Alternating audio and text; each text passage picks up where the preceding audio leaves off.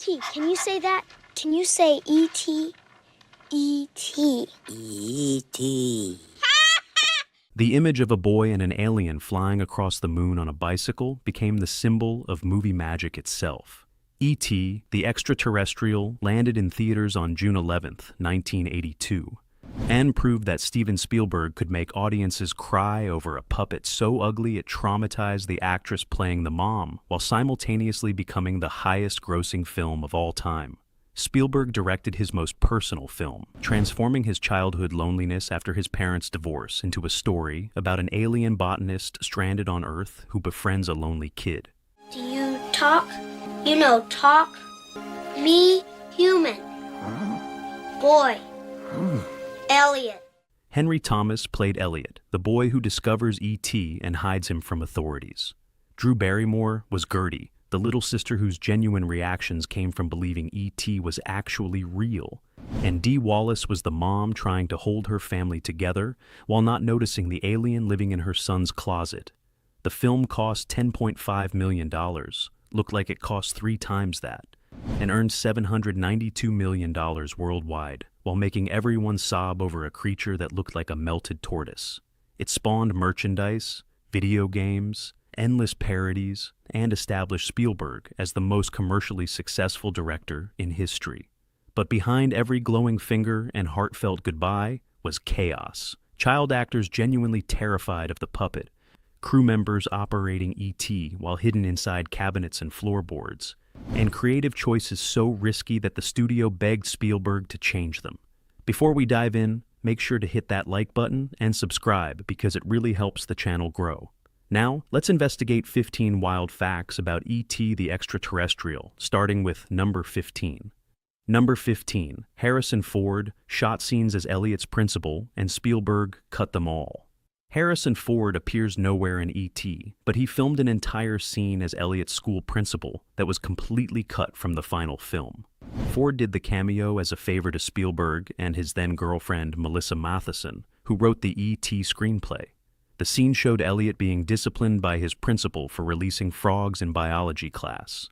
Ford shot the sequence wearing glasses and a suit, playing against type as an authority figure. The scene was meant to establish Elliot's rebellious nature and his troubled emotional state at school. Spielberg filmed the entire sequence, got the performance he wanted from Ford, and then watched it in the editing room. The scene worked in isolation, but killed the film's pacing. It slowed the opening, delayed E.T.'s appearance, and gave too much attention to Elliot's school life when the story needed to focus on his home life. Spielberg made the difficult decision to cut Harrison Ford entirely from the film. Ford reportedly wasn't upset, understanding that the scene didn't serve the story, even though his performance was good.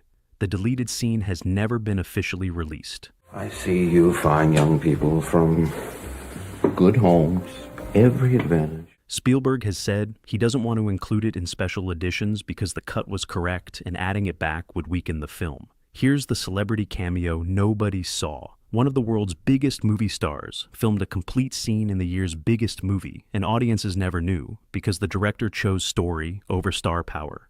Number 14. Drew Barrymore genuinely believed E.T. was real during filming. Drew Barrymore was 6 years old during E.T. production, and Steven Spielberg deliberately maintained the illusion that E.T. was a real alien rather than a puppet. Spielberg wanted genuine reactions from Barrymore. Elliot, look what I made for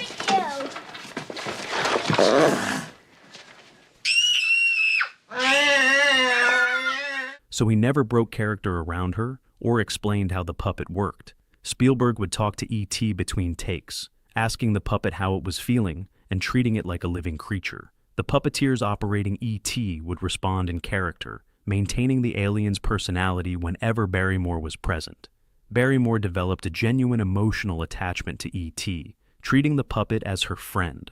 She would talk to E.T. between takes, bring it snacks, and get upset when puppeteers had to adjust the mechanics because she thought they were hurting it. Her belief that E.T. was real is visible throughout the film. Her reactions aren't performances. They're genuine emotional responses to what she perceived as a living being. The authenticity made her scenes some of the film's most emotionally powerful. Spielberg only revealed the truth to Barrymore years after filming wrapped. She's said in interviews that Learning E.T. was a puppet that felt like discovering Santa Claus wasn't real. The childhood illusion was shattered, but she understood why Spielberg had maintained it.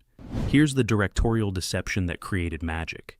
Spielberg essentially gaslit a 6-year-old into believing aliens were real to capture authentic emotional performances. Number 13.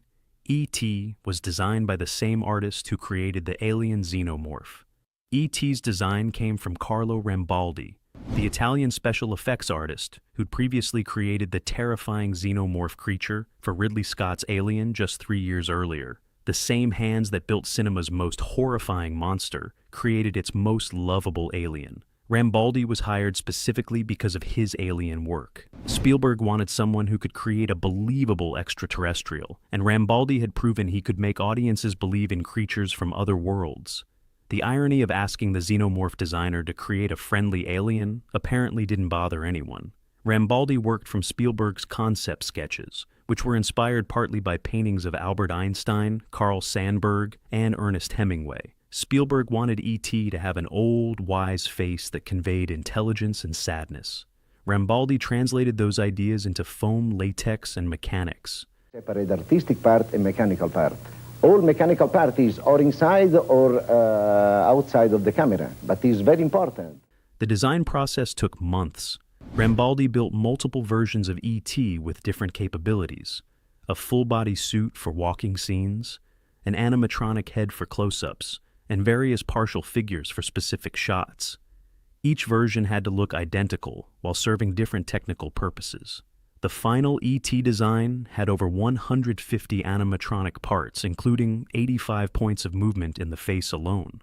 Rambaldi's mechanical expertise made E.T. capable of incredibly subtle expressions that sold the character's emotions.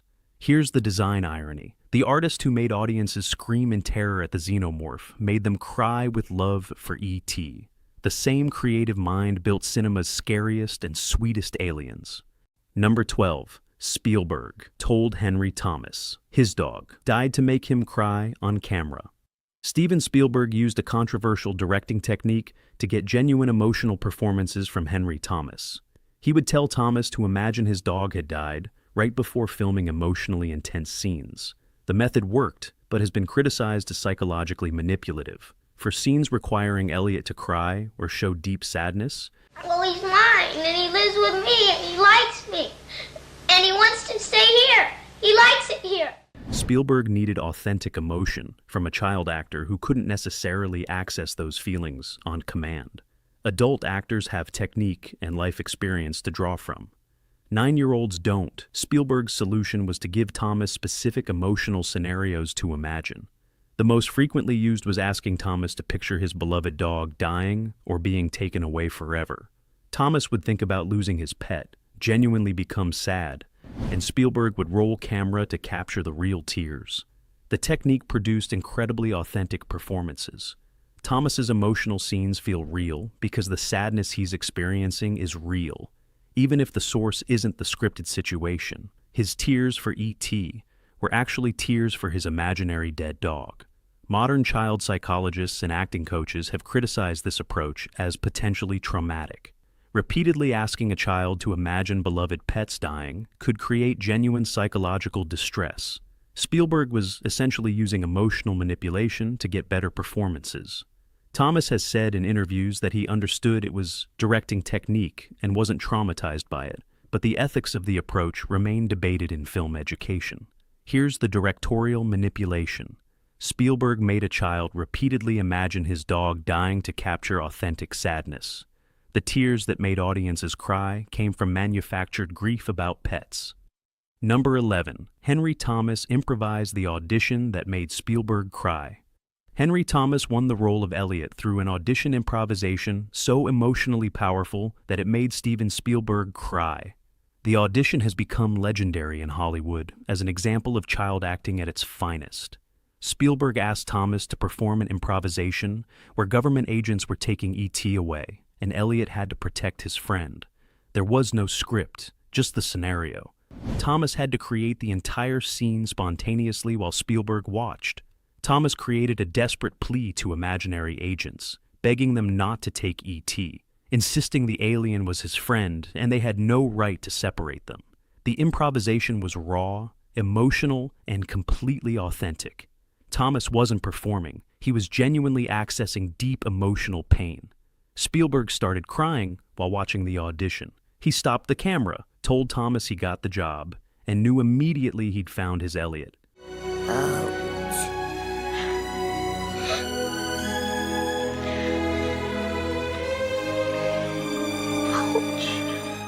The improvisation was so good that elements of it made it into the final script. Thomas was 9 years old and had limited acting experience, but his emotional availability and imagination were exactly what Spielberg needed. The audition tape has been shown in film schools as an example of what great casting looks like. Here's the audition that changed everything. A 9-year-old improvising a scene about an alien that didn't exist made the director cry and secured one of the most iconic child performances in cinema. Number 10, the film was shot in chronological order, so the kids' emotions would build. E.T. was filmed almost entirely in chronological sequence, an extremely rare and expensive practice in filmmaking. Spielberg insisted on this approach specifically, so the child actors' emotional attachments to E.T. would develop naturally and authentically throughout production. Filming chronologically is inefficient and costly. Normal productions shoot all scenes in one location together, regardless of when they happen in the story. This saves money on setup and travel. Shooting in story order means constantly moving between locations and rebuilding sets.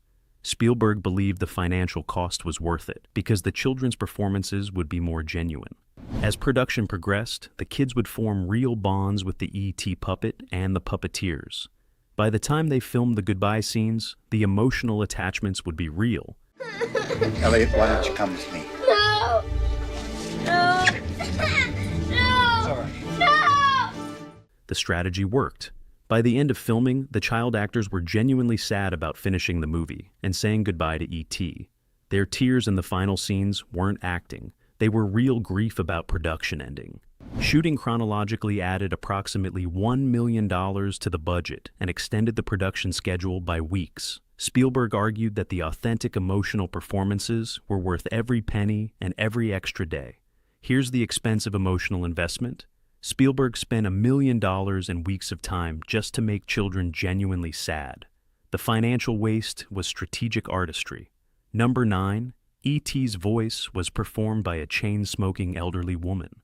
E.T.'s distinctive voice was created by sound designer Ben Burt using recordings of Pat Welsh, a 67-year-old woman from Marin County, California, whose raspy voice came from decades of heavy smoking. Welsh smoked 2 packs of cigarettes a day, and her voice had the exact gravelly quality Burt wanted. Burt discovered Welsh working in a camera store. He overheard her speaking to customers and immediately recognized her voice as perfect for E.T. He approached her, explained the project, and hired her to record E.T.'s dialogue. Welsh spent 9 hours in a recording studio, speaking E.T.'s lines, grunting, and making various sounds that Burt would later process and combine with other elements. Her voice formed the foundation of E.T.'s sound, giving the alien its warm, gentle, slightly wheezy quality. E.T. phone home, E.T. phone home, E.T. phone home, phone home, phone. Burt then layered Welsh's voice with sounds from other sources, including Spielberg himself, actress Deborah Winger, burps, and other organic sounds to create E.T.'s final vocal signature. But Welsh's recordings remained the primary component. Welsh was paid scale rate for her work, a few $100s for the 9-hour session. She became part of the most successful film of the 1980s for minimal compensation. She passed away in 1987, but her voice achieved immortality through E.T. Here's the vocal origin. One of cinema's most beloved characters was voiced primarily by an elderly woman whose decades of cigarette smoking gave her the perfect raspy voice for an alien botanist. Number 8, the flying bicycle scene required shooting against blue screen before blue screen was standard. The iconic image of Elliot and E.T. flying across the moon was created using blue screen technology in 1982, before blue screen compositing was a standard industry practice. The technical challenges were enormous, and the sequence pushed the limits of what was possible. Industrial Light and Magic had to develop new blue screen techniques, specifically for E.T. The existing technology wasn't refined enough to handle the complex compositing required for the flying sequences. Whoa! Whoa! The bike had to be separated from the blue background, combined with moon footage, and made to look seamless. The child actors were suspended on wires against a blue screen stage, sitting on stationary bicycles while crew members rocked the bikes manually to simulate movement. The kids had to perform while dangling in harnesses for hours, maintaining emotion while being physically uncomfortable. The compositing work took months. Each frame required hand-painted mats and careful color correction to blend the elements convincingly. ILM artists worked frame by frame to remove wire supports and create the illusion of flight. The technology was so new and temperamental that many shots had visible matte lines and color mismatches that had to be painstakingly corrected. What looks effortless on screen represented hundreds of hours of technical problem solving. Here's the technical breakthrough. The sequence that became the film's most iconic image was created using experimental technology that barely worked. The magic was achieved through technical innovation and manual labor. Number 7. Spielberg. Banned all guns from set and made. Cops carry walkie-talkies instead. Steven Spielberg made a controversial decision during E.T. production. No firearms would appear in the film, even though the script called for government agents with guns pursuing the children. He replaced all weapons with walkie-talkies, creating one of cinema's most ridiculous visual choices. Got him at the bottom of the hill. The original script had government agents carrying weapons during the chase sequence, where they pursue Elliot and E.T. Spielberg felt that showing armed adults threatening children was too dark for the film's tone, even though the threat was implied rather than explicit. So he had all the extras playing agents and police officers carry walkie-talkies instead of guns. Adult men in tactical gear chase children while holding communication devices like weapons. The visual is absurd when you notice it. Critics and audiences didn't particularly notice or care in 1982, but Spielberg later regretted the decision.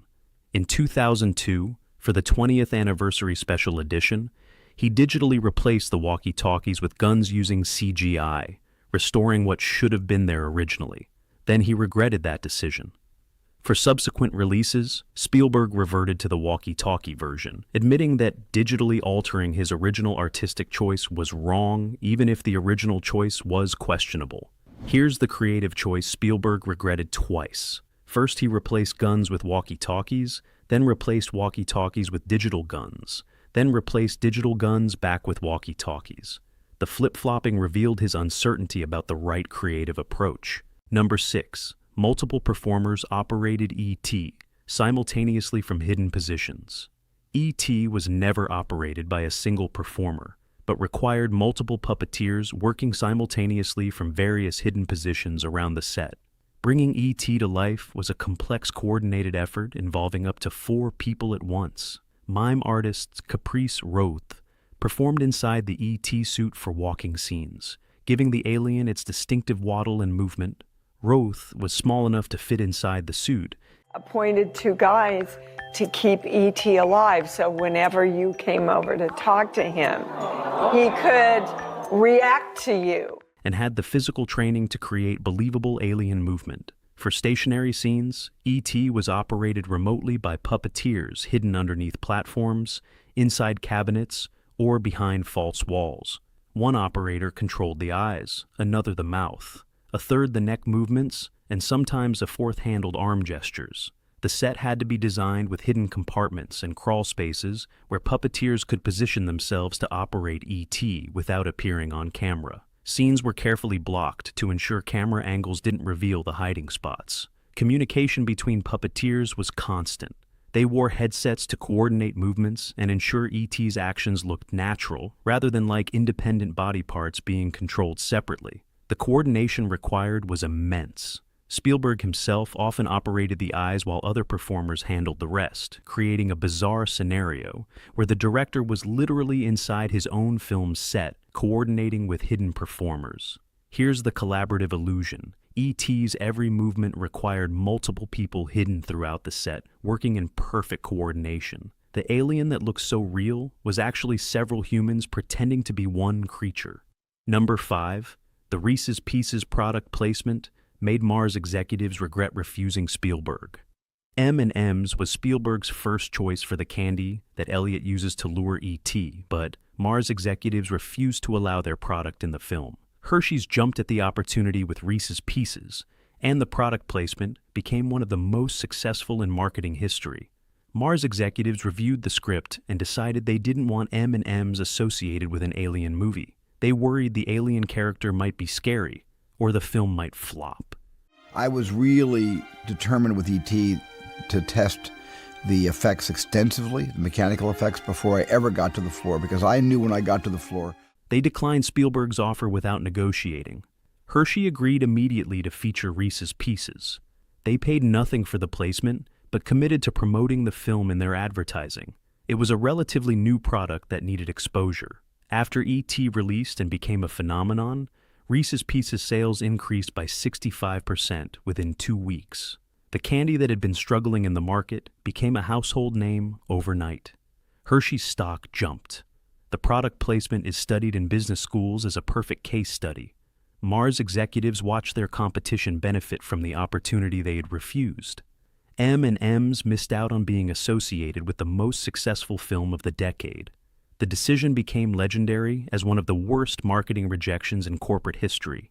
Here's the refusal that cost millions.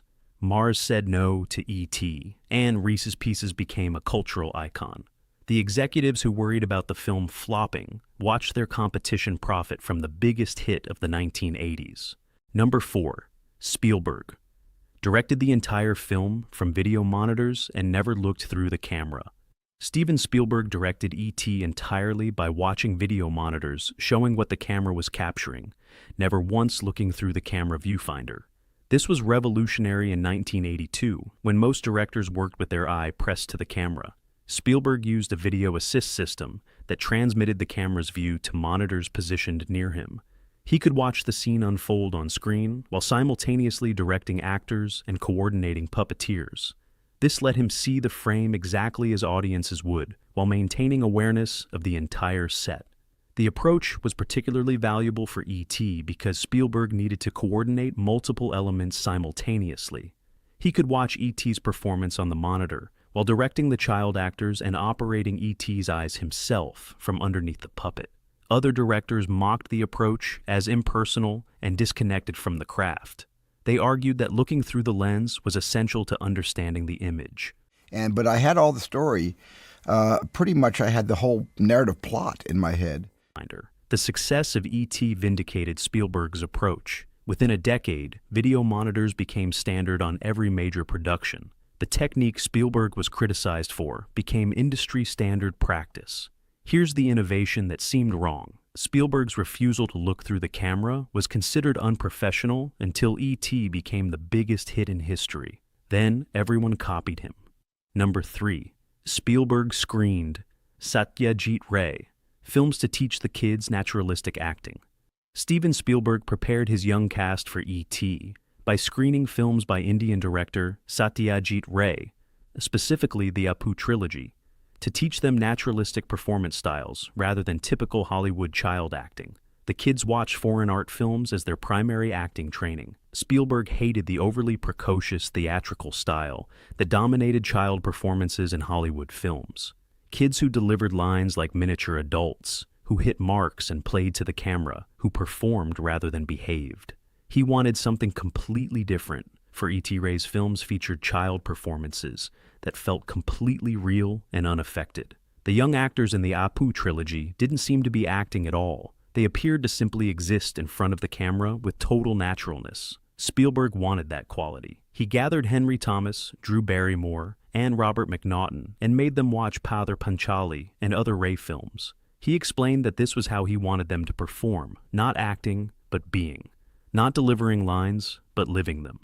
The kids initially struggled to understand what Spielberg wanted from foreign films, with subtitles they could barely follow. But the visual lessons in naturalistic behavior eventually clicked. They learned to underplay rather than overperform. The result is visible throughout E.T. The child performances feel remarkably real and unaffected. Okay, here we go. Phone. Phone. Phone. Compared to typical 1980s child acting, the Ray influence transformed how American child actors approach their roles. Here's the unconventional training. Spielberg taught American kids to act by showing them Indian art house cinema. Naturalism came from studying foreign films about poverty in Bengal. Number 2, Drew Barrymore ad-libbed the line that made Spielberg keep her in the film. Drew Barrymore wasn't Spielberg's first choice for Gertie, and he was considering replacing her after initial screen tests until she improvised a line during her audition that made him laugh so hard he knew she had to stay. Barrymore's audition required her to react to a puppet plant from outer space. Spielberg showed her the fake plant and asked her to pretend it was real. Drew Barrymore could only work between 4 and 6 hours, and Robert could work a few more hours, but as the kids' ages decreased, Most child actors would have just screamed or acted scared. Barrymore looked at the plant, paused, and said completely deadpan, "I don't like his feet." The specificity and absurdity of the complaint caught Spielberg completely off guard. A 6-year-old criticizing a fake alien plant's feet demonstrated comic timing and imagination beyond her years. Spielberg asked her to elaborate. Barrymore improvised complaints about the plant's appearance with increasingly specific and ridiculous observations. Her natural comedy and fearless improv skills convinced Spielberg she was perfect for Gertie. Many of Barrymore's best moments in the final film are improvised or partially scripted. Her natural ability to find unexpected emotional or comic beats within scenes made Gertie more than just the little sister character. Here's the audition save. Barrymore was about to be replaced until one ad-lib joke about plant feet convinced Spielberg she was irreplaceable. Her spontaneous weirdness secured the role. Number 1, the final scene made Spielberg cry. Every time he watched it for years. Steven Spielberg has admitted in multiple interviews that he cannot watch E.T.'s goodbye scene without crying, and this remained true for years after the film's release. The scene's emotional power affected him so deeply that watching his own creation would reduce him to tears. The goodbye scene where E.T. touches Elliot's forehead and says, "I'll be right here," was the emotional culmination of the entire production. Spielberg poured his childhood loneliness, his parents' divorce, his feelings of abandonment, all into that moment. When Spielberg watched the final cut in the editing room, he sobbed. When he attended the premiere, he cried. When he showed the film to friends and family, he cried. For years afterward, if he happened to catch E.T. on television or needed to watch scenes for anniversary editions, the goodbye scene would make him emotional. Spielberg has said that E.T.'s goodbye represents every painful goodbye he experienced as a child when his father left, and his family structure collapsed. The alien leaving was Spielberg processing his dad leaving, and that wound was deep enough that his own artistic expression of it could make him cry decades later. Here's the emotional vulnerability. the way this ended, and we should never revisit it again. And the studio agreed.